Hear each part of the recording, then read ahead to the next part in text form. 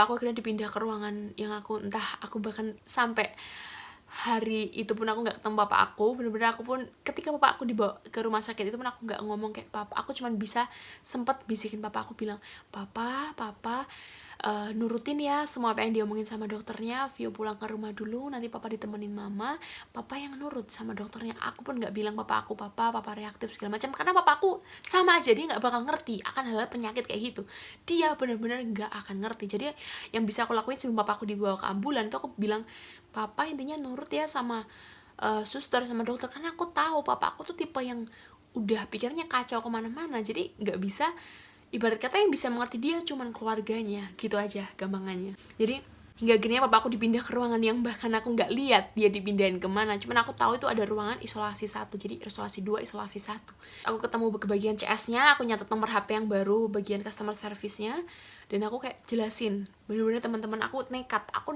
kayak mana ya mbaknya ya. Akhirnya aku kayak coba cari ruangannya, aku bilang, kak mohon maaf untuk papa saya barusan dipindah ke sini atas sama bapak ini, boleh saya minta kontaknya? Oke, dikasih WhatsApp-nya. Terus aku ceritain, kak maaf saya ingin menjelaskan dulu, papa saya itu seperti ini, seperti yang aku jelasin ke teman-teman tadi, karena demensia, sempat stroke, dia nggak bisa ngapain. Akhirnya mbaknya ini nyatat semua, oh iya ya, oke, itu mulai kapan apa. Jadi kayak dia, aku sempet shock gitu loh, emangnya kamu nggak dapet riwayat penyakit dari rumah sakit yang merujuk yang sebelumnya mengantarkan bapakku ke situ, kenapa aku harus ngomong lagi gitu loh. Dan aku mikir, coba waktu itu aku nggak ngomong, apakah kamu akan tahu gitu apa yang terjadi dengan papa aku. Waktu itu aku sempet tambah hancur, teman-teman, tambah hancur tuh kayak pikiranku tambah nggak tenang. Ya ibarat kata perawat yang udah pindah ke sini aja dia nggak tahu akan riwayat papa aku gitu, ibarat kata kayak gitu kan. Sampai gini aku bilang, sus tadi saya udah bilang ke bagian isolasi sebelumnya kalau aku pengen ketemu dokternya besok, aku ingin nyampein sesuatu, apakah bisa? Dia bilang, oke, besok kakaknya datang jam 9, siap-siap di sini dan kita akan panggil kalau dokternya udah selesai mengecek semua pasien. Aku bilang, baik sus. Jadi teman-teman, akhirnya aku sama mama pulang ke rumah. Selama di rumah pun aku cuma bisa kontakan lewat WhatsApp. Jadi kayak aku bener-bener kayak, halo sus, selamat malam, saya Vio, anak dari bapak ini. Gimana ya sus keadaan bapak saya mau makan gak, suhu tubuhnya gimana? Dia akan jawab lewat WhatsApp gitu. Dan teman-teman, yang membuat aku semakin kadang pikiran gak tenang itu karena namanya WhatsApp ya, yang megang banyak orang, jadi mereka shift-shiftan untuk sebagai customer service-nya pihak perawatnya ini. Jadi setiap aku ngechat jam, misalkan kayak contoh aku ngechat pagi, nanti jam siang, nanti jam sore, aku bakal mengulang hal yang sama, kayak perkenalan diri, aku bilang papa saya begini-begini, papa saya basicnya nggak bisa gini-gini, terus bertahan sampai sekitar 2 hari untuk memberikan informasi apa yang terjadi dengan orang tua saya gitu. Akhirnya keesokan harinya aku ke rumah sakit lagi dengan membawa harapan, oke, hari ini lebih tenang, coba lebih tenang, lebih sabar, ikutin alur ini, jangan beri sugesti negatif, coba beri sugesti positif, karena aku yakin semuanya satu frekuensi akan positif kalau kita bawanya positif. Ini aku coba ke ruangan perawat, aku bilang, halo kak, saya Sus, saya Vio, saya anak bapak ini yang kemarin mencoba untuk menghubungi ini. Dan puji Tuhan teman-teman, kadang kalau emang kita ada usaha untuk berdoa dan emang coba untuk sabar, coba untuk kasih hal-hal positif ke apapun yang sedang kita hadapi, itu kadang emang semesta mendukung banget gitu, aku bisa bilang. Dan aku ditemukan dengan salah satu perawat yang menurut aku sampai sekarang aku gak bisa lupain jasa dia, namanya Kak Vira. Ya Kak Vira, thank you banget ya. Jadi waktu itu aku pagi-pagi ditemukan dengan Kak Vira ini, dan Kak Vira itu bilang ke aku kayak, dia adalah satu-satunya perawat yang menemui aku. Dia keluar dari ruangan dan mengajak aku ke ruangan di depan. Jadi kayak benar-benar kita intim ngobrol di ruangan, kayak ada ruangan memang khusus keluarga dan bagian rumah sakit itu di depan ruangan itu. Aku coba ngobrol, Kak Vira, perkenalkan saya Vio, gini. Kak, waktu itu niatku adalah menitipkan baju-baju apa yang dibutuhkan oleh orang tua aku, karena aku bingung teman-teman, aku nggak bisa komunikasi dengan orang tua aku. Pihak rumah sakit ini nggak bisa memberikan akses atau gimana caranya aku bisa telepon. Aku pengen banget ngomong ke papa aku kayak, papa, Vio dan mama ada di luar, papa nggak usah khawatir gitu. Cuma teman-teman, waktu itu aku cuma mikir gimana caranya aku bisa ngobrol gitu sama papa aku. Aku kepikiran banget, kasian banget gitu dengan bapak aku, karena dia nggak tahu apa-apa. Kenapa aku bisa ada di dalam ruangan ini tanpa anak, tanpa istriku? Di mana Vio? Di mana mamaku? Jadi aku mikir pasti papa aku di dalam sana pasti kalut banget, dia pasti tambah hancur banget gitu. Dan akhirnya aku coba bilang ke Kak Vira gitu, posisi papa aku seperti ini Kak, aku ceritain semua secara detail. Dan Tuhan emang baik banget saat itu, Kak Vira bener-bener akhirnya bertanya lebih detail lagi. Dia catat semuanya, dia kayak tanya, papa kakak udah mulai kapan? Dia coba menenangin aku. Jadi panjang banget aku bercakap-cakap dengan dia, hampir setengah jam lebih ada teman-teman. Jadi dia yang benar mengayomi aku kayak, kakak tenang dulu, nanti saya akan sampaikan barang-barang ini. Dan aku nitipin kayak rosario ke papa aku, karena aku pengen papa aku pakai kalung rosario. Dan aku titip surat ke papa aku nggak tahu papa aku bisa baca atau enggak. Surat itu aku cuman salah satunya alat komunikasi yang aku bisa saat itu gitu. Akhirnya Kak Vira bilang, baik Kak, akan saya sampaikan. Dan sekarang kakak tunggu dulu, kakak menunggu di mana bebas, nanti akan saya hubungi kalau dokter udah selesai. Baik Kak Vira, terima kasih banyak gitu. Saat itu pikiran aku udah mulai tenang gitu. Mulai tenangnya karena ada sosok Kak Vira yang membuat aku yakin gitu kalau everything will be okay gitu di dalam sana. Walaupun aku nggak tahu ya bakalan seperti apa di dalam sana, cuman at least dia udah bikin aku tenang. Hingga akhirnya aku dikontak oleh Kak Vira, boleh langsung kesini aja gitu, dokternya udah selesai. Dan akhirnya gimana dok update papa saya? Saat itu aku nggak yang pengen bilang, dok kalau papa saya gini, nggak, aku pengen tahu hasil dari dokternya. Dan dokternya menenangkan diri dengan baik, dia bilang, halo saya dokter paru-parunya, dan kebetulan saya cuma tahu kondisi paru-paru ya, jadi kalau untuk kondisi papa anda yang penyakit dalamnya, dokter dalamnya udah pulang gitu. Dan saya cuma tahu sedikit kalau papa anda kencing manisnya tinggi, sekarang lagi diobati secara intens kencing manisnya, dan masih dilakukan observasi. Itu aja untuk penyakit dalamnya. Dan kondisi paru-paru papa anda hari ini bersih, jadi itu hari Selasa, itu jadi udah 3 hari kondisi papa anda bersih, aman-aman saja, tapi masih lemas. Dan papa anda tetap dirawat di sini karena kencing manisnya, dan dikarenakan hasil rapid test yang reaktif. Aku tanya, dok untuk swabnya kapan ya? Dia bilang, oh udah di swab tadi pagi gitu. Nah terus kayak maksudku kenapa nggak dikabarin juga gitu loh, kan kita kan juga sebagai keluarga kan juga menunggu hasil itu. Oke, aku bilang terima kasih. Setelah itu akhirnya aku ketemu dengan Kak Vira. Kak Vira bilang kalau papa aku nggak mau dikalungin kalung rosario tadi, dan aku kayak yang benar-benar oke, dia menolak.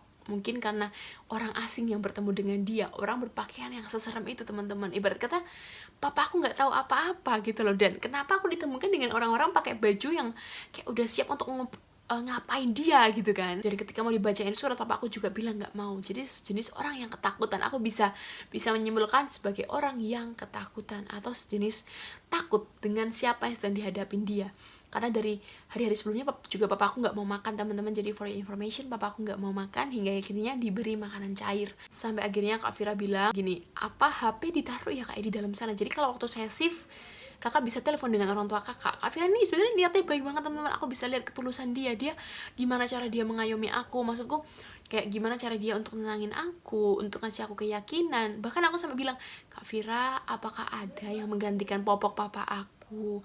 Aku benar-benar yang permisi banget. Aku tanya, mohon maaf ya Kak Vira, papa aku nggak bisa ngapa-ngapain sendiri. Waktu itu aku benar-benar kayak, karena aku benar-benar ingin meminta tolong dengan tulus gitu, untuk tolong jaga bapak aku gitu. Kalau bisa pun aku tuh yang mikir jahat teman-teman, mikir jahat kayak aku reaktifin aku biar aku bisa ngangkat papa aku di dalam sana. Waktu itu aku sempat yang mikir kayak gitu. Sampai akhirnya aku bilang ke Kak Vira kayak, Kak Vir, minta tolong untuk papa saya dirawat ya Kak gitu.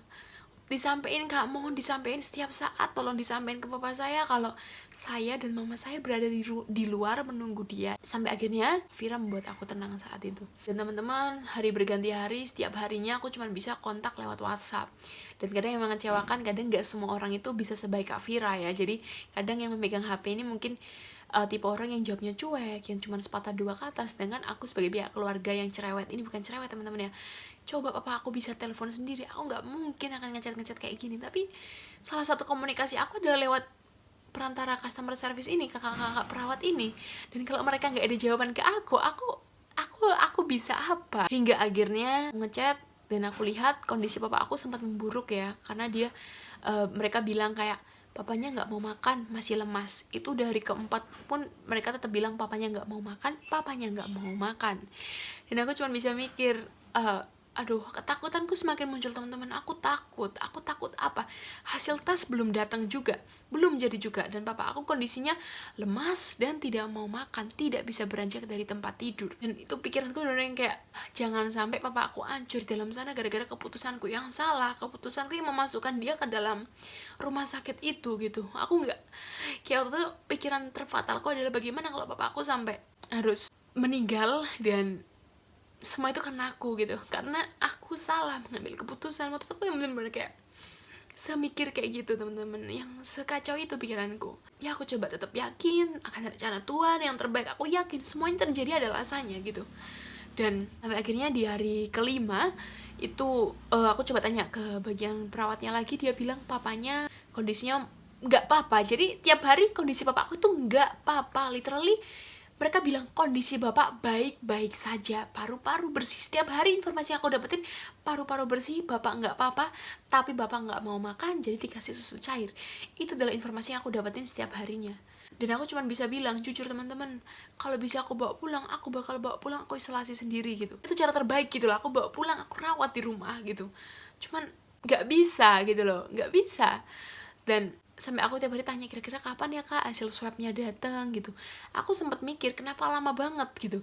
Ternyata aku cari di internet, emang di Banyuwangi teman-teman itu hasil tes swab harus dikirim ke Surabaya. Dan rumah sakitnya sempat bilang sih kalau misalkan di rumah sakit pusat yang di Banyuwangi ini bisa untuk swab, dia bakal kirim ke situ, tapi kalau kota penuh bakal dikirim ke Surabaya. Alhasil hasilnya lama. Dan hingga akhirnya hari kelima, masih hari kelima, hari malamnya, ada kakak-kakak yang aku tanyain kondisi papa gimana ya kak gitu. Dia ngirimin foto papa aku. Waktu itu yang shock banget, yang kayak oke, aku bisa lihat papa aku walaupun dari luar kaca. Aku melihat papa aku yang benar-benar kakinya kayak nekuk, gimana ya teman-teman, kayak tidurnya nggak nyaman. Aku pengen bilang, kakak boleh minta tolong nggak ya posisi tidurnya dibenerin segala macam, juga aku nggak enak hati gitu. Mungkin dia juga sibuk dengan pasien yang lainnya gitu. Saat itu pun dia langsung unsend gambar itu. Jadi benar-benar kayak nggak boleh ngepotret di daerah rumah sakit. Itu kayak udah peraturan rumah sakit itu loh. Dan hingga akhirnya aku bilang makasih banget ya kak ya, aku udah bisa lihat papa gitu, walaupun cuma beberapa detik, walaupun aku kesimpan foto itu, aku nyimpen sampai hari kelima. Tidak ada kepulihan dalam diri papa aku. Dan hingga akhirnya kakak-kakaknya sempat bilang papanya nggak mau dibenerin posisi tidurnya, kakinya sakit katanya karena nekuk segala macem. Aku udah kayak mikir aneh-aneh, kayak oke, papa aku semakin nggak mau diapa-apain. Dan dia bilang infusnya sempat dilepas-lepas 2 hari ini dan dia hampir nendang petugasnya. So kayak mikir oke, papa aku semakin nggak betah di dalam ruangan itu. Sampai akhirnya teman-teman di hari Sabtu pagi aku kaget banget ya, handphone aku ditelepon video call oleh pihak customer service bagian isolasi ini. Aku kaget setengah mati, kenapa video call? Aku angkat cepet-cepet, dia tunjukin kondisi papa aku dengan perawat yang memakai APD. Dia saat itu aku cuma bisa nangis teman-teman. Aku lihat papa aku kondisinya jauh dari kata baik. Jadi bener-bener yang kayak orang udah kurus banget, terus orang yang tatapan matanya tuh kayak orang yang depresi, terus dia itu dideketin orang takut, kelihatan banget teman-teman. Gimana ya, yang kayak di video call itu kakaknya pun takut, yang kayak iya kayak orang tatapan mata kosong. Aku bisa lihat itu. Aku sampai bilang, papa ini Vio, papa sabar dulu ya, bentar lagi papa keluar, Vio ada di luar gitu. Kayak aku bilang, Vio sama mama di luar pak, yang kayak aku pengen ngomong gitu sama bapak aku nggak tahu dia denger atau enggak, dia ngerti atau enggak. Cuman saat itu aku cuman pengen kasih semangat ke bapak aku, kayak aku lihat kondisinya dia udah kayak yang memprihatinkan gitu loh teman-teman. Aku bisa lihat dari tatapan matanya, dari dia udah mulai kurus banget, dia kayak orang yang tertekan.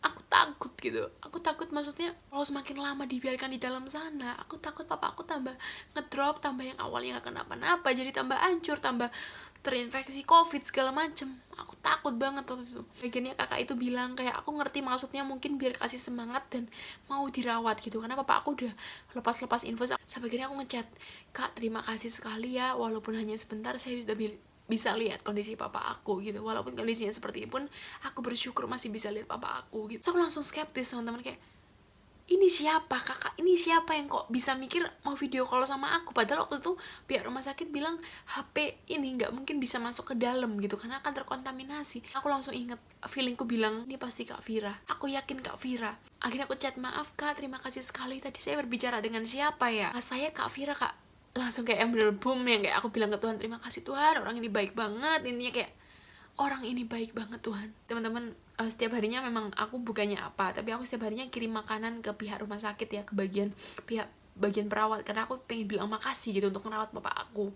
Dan hingga akhirnya aku bilang ke Kak Vira, gimana kondisi papa? aku bilang ya, ketika kita membawa semuanya positif, semuanya akan berjalan sepositif itu. Dan hari itu juga hari Sabtu, Kak Vira ngechat, kondisi papanya nggak apa-apa, baik-baik aja. Sama, tetap seperti awal mulai dia masuk. Gula darahnya udah mulai turun, paru-parunya sampai hari ini masih bersih, kondisi papanya nggak apa-apa, tapi papanya udah nggak mau dirawat di sini. Berarti kata kayak udah nggak mau pakai infus. Dan dia bilang, tiba-tiba teman-teman kayak ini udah mukjizat banget buat aku, kayak wah Tuhan baik banget gitu sama aku. Kata dokter paru dan dokter penyakit dalam, kalau pihak keluarga mampu untuk atau menyediakan ruangan untuk isolasi mandiri sembari menunggu hasil swab, akan diizinkan untuk pulang hari ini juga. Saat itu teman-teman aku cuma bisa bilang, kakak, saya sanggup, saya punya ruang isolasi sendiri, dan saya akan mematuhi protokol apapun yang diwajibkan. Mengucap syukur banyak banget, aku bilang, Tuhan terima kasih Tuhan, ini udah kayak jawaban atas doa-doa aku untuk bawa pulang papa gitu, tanpa aku minta untuk bawa pulang papa aku. Jadi di telepon dia kasih bilang, kakak harus pakai masker selama merawat, yang merawat nggak boleh keluar-keluar, tetap pakai APD, ibarat kata tetap jaga jarak segala macam. Dia kasih keterangan kayak detail itu. Hingga akhirnya aku berangkat ke sana, aku bawa pulang papa aku. Dan teman-teman, kalian harus tahu, ketika aku sampai sana, aku ketemu dengan kakak yang bagian perawatnya. Kayak aku bilang, kak makasih banget ya, dia jelasin ini obat-obatnya. Dan teman-teman, saat itu aku bilang, kakak untuk bagian pembayaran di mana ya, saya harus kemana? Waktu itu aku udah mikir kayak, wah ini habis berapa gitu kan, kalau tanpa BPJS dan segala macam. Walaupun aku sebenarnya nggak tahu apakah dana dari pemerintah itu gimana caranya dapat dana dari pemerintah, karena setahu aku ada yang beberapa dapat dana dari pemerintah kalau orang tersebut terkena COVID. Tuhan itu emang seirama banget gitu loh teman-teman, kayak dia tepat pada waktunya kalau aku bisa bilang. Dan kakak itu bilang, kakak semuanya ditanggung oleh pemerintah. Aku cuma bisa bilang, kak terima kasih banget. Ini aku bilang terima kasih dan terima kasih. Dan akhirnya aku jemput papa aku. For your information juga, di rumah sakit itu yang shift hanya 2 orang. Aku tanya, waktu aku niat untuk memberi sesuatu lah untuk kakak-kakak itu.